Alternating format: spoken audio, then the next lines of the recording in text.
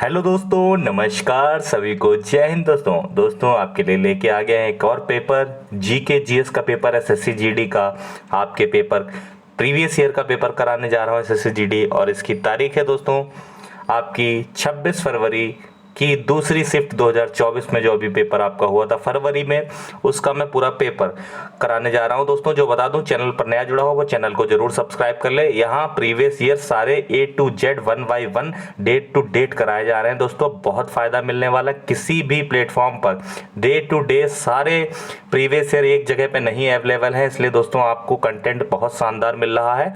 दोस्तों चैनल से को सब्सक्राइब कर लीजिए, जुड़ जाइए।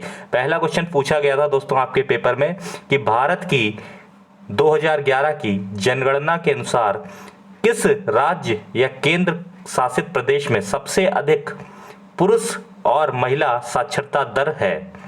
तो सबसे अधिक पुरुष और महिला साक्षरता दर किस आपके राज्य में है? तो दोस्तों वो हो जाएगा आपका केरल।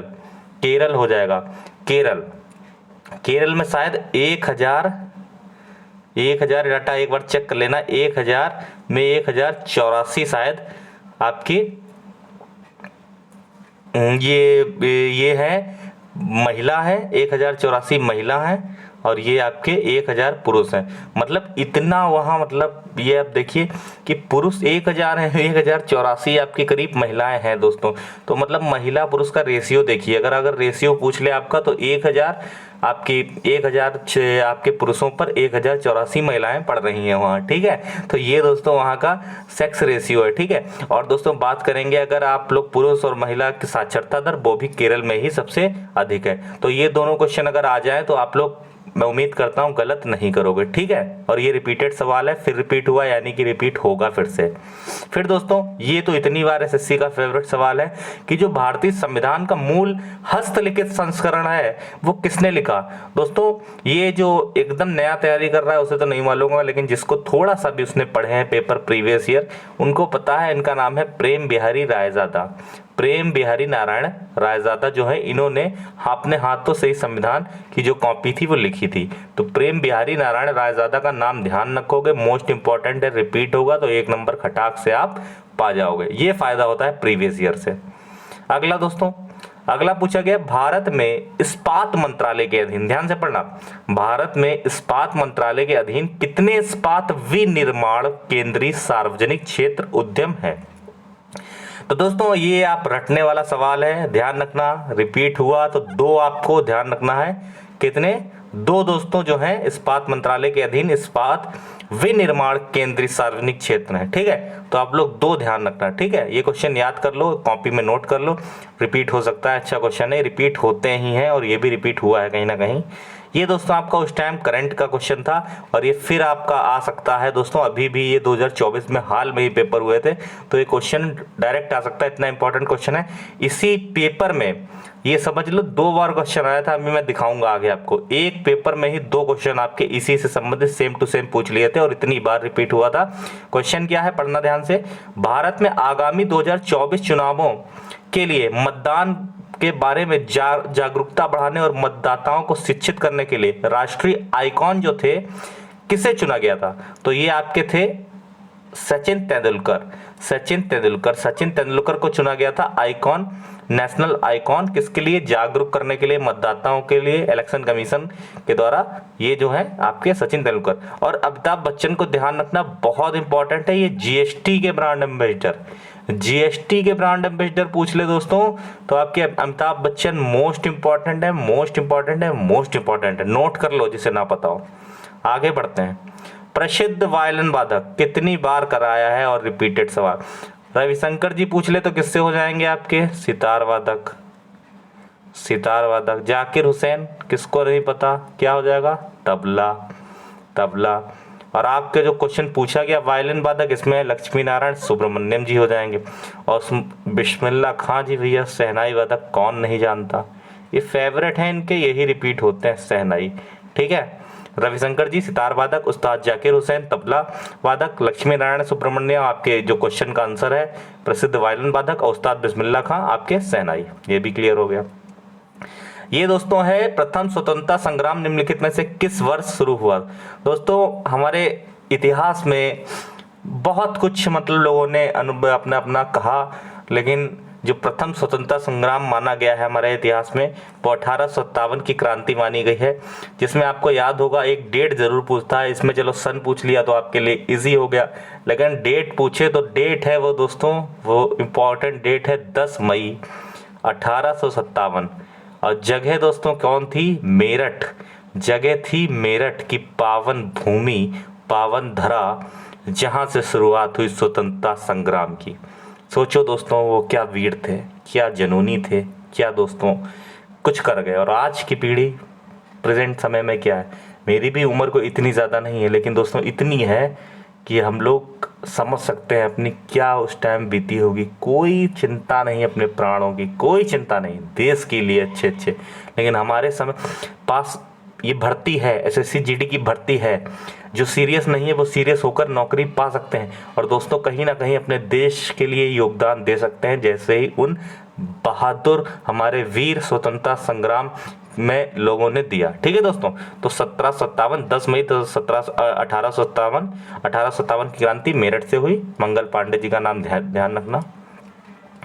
अगला दोस्तों पूछा गया है प्रौद्योगिकी की दृष्टि से प्राग ऐतिहासिक काल में, सीधे पूछा गया प्राग ऐतिहासिक काल में कितने युगों में बांटा गया था।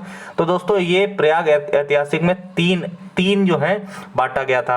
अगर तीन की बात करते हैं दोस्तों तो जैसे बांटा गया था, पहला था जैसे पुरा पाषाण था, फिर मध्य पाषाण था, नव पाषाण काल था। लिख सकते हैं आप लोग, लिख लीजिए। अगर पूछ ले तीन काल कौन से हैं तो पहला था पुरा पाषाण काल, दूसरा मध्य पाषाण काल, फिर दोस्तों नव पाषाण काल। ठीक है, यही तीनों थे। ठीक, आगे बढ़ते हैं।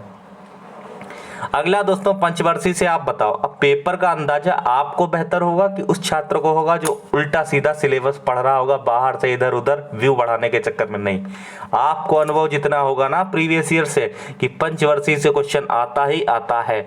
दोस्तों इसमें पूछा गया है पहली योजना चालू, उसके बाद दो जो है क्रमागत हुई, दो कब तक चली, कब तक तैयार हुई। ठीक, तो दोस्तों अगर देखा जाए पंचवर्षीय योजना की पहली जो पंचवर्षीय योजना थी फर्स्ट वाली वो चली है आपकी करीब 1951 से 1956 तक। फिर आप बात करते हैं दूसरी की, तो दूसरी चली है करीब 1956 से 61 तक। फिर तीसरी चली है 61 से 65 तक। और यही पूछ रहा था इसमें तीसरी जो थी दो क्रमागत, मतलब पहली दो क्रमागत सब जोड़ के 1965 तक तीसरी। ठीक, 1965 तक तीसरी। तो ये भी आप लोग आसानी से कर लोगे, क्वेश्चन जरूर मिलेगा आपको हर शिफ्ट में। सोनल मानसिंह, रिपीटेड सवाल मैंने कहा था नोट कर लो, पूछा जाएगा। सोनल मानसिंह का संबंध किस नृत्य शैली से है? ओडिसी और भरतनाट्यम। ओडिसी और भरतनाट्यम से है आपका सोनल मानसिंह। ठीक है, अभी भी नोट कर लो, अगर नहीं हो ये भी रिपीट होगा जरूर। अगला है दोस्तों ब्रह्मोत्सव पर्व ऐतिहासिक रूप से निम्नलिखित में से किस राज्य का मूल पर्व है? तो ये कॉपी उठाओ, नोट करो, क्वेश्चन आएगा ही आएगा। आंध्र प्रदेश दोस्तों, ब्रह्मोत्सव पर्व दोस्तों आंध्र प्रदेश। ठीक, आगे ये सानिया मिर्जा से संबंधित क्वेश्चन पूछ लिया है। सानिया मिर्जा दोस्तों लॉन टेनिस की खिलाड़ी हैं दोस्तों, लॉन टेनिस की। टेबल टेनिस मत बना देना, ना बैडमिंटन ना हॉकी, लॉन टेनिस दोस्तों नोट कर लो जिसे नहीं मालूम था, लॉन टेनिस। दोस्तों मान के चलो प्रीवियस ईयर से मैंने अगर 12-13 क्वेश्चन फंसा दिए, 12-13 क्वेश्चन मैंने प्रीवियस ईयर से दोस्तों फंसा दिए, तो आप बताइए मेरा कंटेंट में दम है कि नहीं है। और मैं फंसा के दिखाऊंगा, करंट जिस दिन कराऊंगा उस दिन दोस्तों आप 15-16 तक ना टच कर जाओ तो आप बताइएगा। लेकिन सिर्फ और सिर्फ ये है मेहनत और साथ और रिवीजन नहीं करोगे दोस्तों तो आपको ऑप्शन वहाँ कन्फ्यूजन होंगे, गलत करके आओगे, फिर गलती मेरी दोगे, मेरी उसमें गलती नहीं। आप रिवीजन जितना अच्छा करोगे, रिवीजन के लिए मैं PDF तैयार करवा रहा हूँ, सारी चीज़ें एग्जाम से पहले आपको सब मिल जाएगा, सब समय पर मिल जाएगा, उसकी चिंता ना करो। बस आप डेली कछुए की चाल मेरे साथ, मेरा साथ पकड़ लो, मेरी उंगली पकड़ लो, चल दो, बस देख लेना ये नौकरी आपकी होगी। नृत्य शैली देवदासियों द्वारा जीवित रखी गई है, तो दोस्तों ये भरतनाट्यम है। भरतनाट्यम दोस्तों देवदासियों द्वारा अगर जीवित रखी वाली पूछे नृत्य शैली तो भरतनाट्यम हो जाएगा। मुद्रा के संबंध में कौन सा कथन सही है? तो मुद्रा की पूर्ति एक स्टॉक परिवर्त है, सही है। एक निश्चित समय में लोगों में संचरण करने वाली कुल मुद्रा का मुद्रा पूर्ति कहा जाता है, बिल्कुल सही है। दोनों दोस्तों आपके सही हैं, दोनों ही सही हैं, ध्यान से पढ़ लेना। अगर आ जाए ऐसा क्वेश्चन तो गलत मत करके आना, दोनों ही सही हैं। पूछा गया है भारत में न्यायिक पुनर्वलोकन की अवधारणा न्यायपालिका को उन कानूनों को पुनर्वलोकन करने और उन्हें निरस्त करने की अनुमति देती है जो डैश पाए जाते हैं। तो दोस्तों जो मौलिक अधिकारों का उल्लंघन करते हुए पाए जाते हैं, मौलिक अधिकारों का उल्लंघन करते हुए पाए जाते हैं। ध्यान से देख लेना, इस क्वेश्चन को अच्छे से हो जाएगा। मौलिक अधिकार दोस्तों हमारे भाग 3 में है, अमेरिका से ये लिए गए हैं, ये भी ध्यान रखेंगे। ये पूछ लिया गया है किससे कौन जुड़ा है, सही है मनु भाकर दोस्तों, फेमस अभी नाम चल रहा है इनका, निशानेबाज है, बिल्कुल सही। और ये तजिंदर पाल सिंह है, इनका गोला फेंक से दोस्तों इनको, ये तीनों दोनों मतलब आपके सही हैं दोस्तों। तो ये आप लोग नाम ध्यान रखना, रिपीट होए तो गलत मत करना, उम्मीद करता हूँ।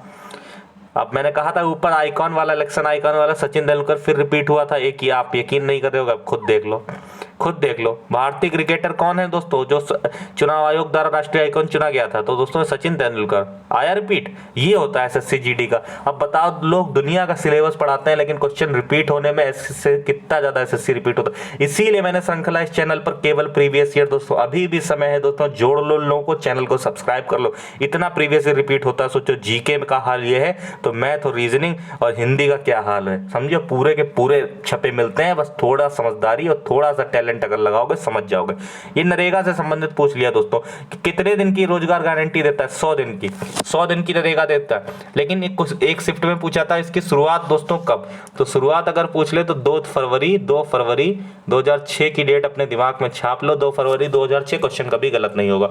और एक क्वेश्चन और इंपॉर्टेंट मैं बता दे रहा हूं, ये पूछ ले अगर प्रत्येक माह की किस तारीख को आपका ये नरेगा दिवस मनाया जाता है। नरेगा दिवस अगर पूछ रहे तो दोस्तों प्रत्येक जो है 7 तारीख, हर महीने की 7 तारीख को जो है नरेगा दिवस, क्वेश्चन आया हुआ है तभी मुझे याद आ गया तारीख, 7 तारीख याद रखना, हर महीने की 7 तारीख, हर महीने की 7 तारीख, ठीक।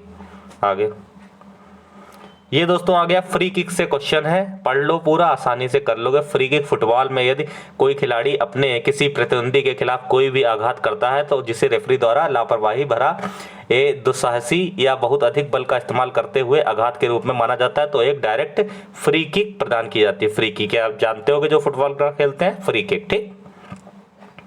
ये दोस्तों कांबला पारंपरिक भैंस दौड़ है दोस्तों, कांबला ध्यान रखना, ज्यादा कुछ पढ़ने की जरूरत नहीं। कांबला ये कर्नाटक की है, कांबला कर्नाटक का, रट लो इसको, रट्टा मालो, कांबला का से कांबला और ये कर्नाटक, ठीक, कांबला कर्नाटक।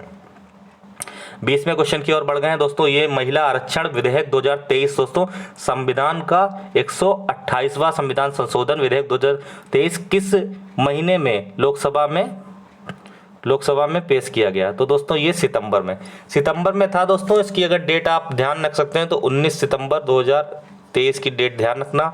और अगर ये पूछे, इन्होंने तो बताया 128वां संविधान संशोधन, अगर इसको वैसे देखा जाए अगर संविधान संशोधन के रूप में तो 106वां आपका आएगा, 106वां, ठीक है, 106वां दोस्तों होगा। बाकी बिल आपका जो है 128वां संविधान संशोधन के नंबर के अकॉर्डिंग है, लेकिन 106वां आपका आ जाएगा। इसको दोस्तों अगर नाम आपका पूछ ले तो नारी शक्ति वंदन अधिनियम, नारी शक्ति वंदन अधिनियम दोस्तों, इसमें दोस्तों 33% महिला को आरक्षण दिया गया है, ठीक है, 33% दिया गया।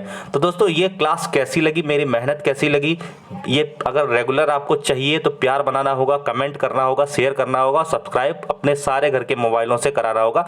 एक बार मेरे लिए इतनी मेहनत कर दो, मैं आपके लिए उससे डबल तिबल चौबल मेहनत करने के लिए तैयार हूँ। मिलते हैं अगले पेपर के साथ। धन्यवाद, जय हिंद, जय भारत।